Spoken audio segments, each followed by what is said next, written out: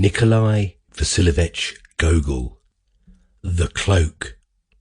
Narrated by Alan Montero. In the department, but it is better not to mention the department.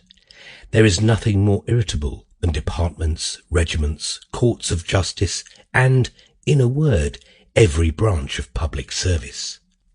Each individual attached to them nowadays thinks all society insulted in his person.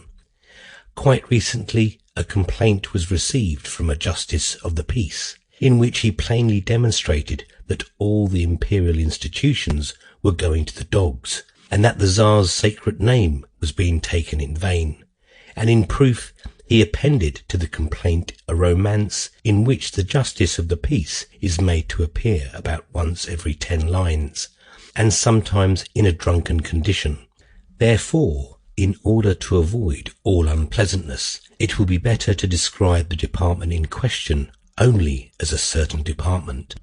So, in a certain department, there was a certain official, not a very high one, it must be allowed, short of stature, somewhat pock-marked, red-haired, and short-sighted, with a bald forehead, wrinkled cheeks, and a complexion of the kind known as sanguine.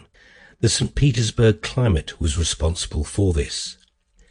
As for his official status, he was what is called a perpetual titular councillor, over which, as is well known, some writers make merry and crack their jokes, obeying the praiseworthy custom of attacking those who cannot bite back. His family name was Bashmachkin. This name is evidently derived from bashmak, a shoe, but when, at what time, and in what manner is not known. His father and grandfather and all the Bashmachkins always wore boots, which only had new heels 2 or 3 times a year. His name was Akakai Akakievich. It may strike the reader as rather singular and far-fetched, but he may rest assured that it was by no means far-fetched, and that the circumstances were such that it would have been impossible to give him any other. This is how it came about. Akakai Akakievich was born, if my memory fails me not, in the evening of the 23rd of March.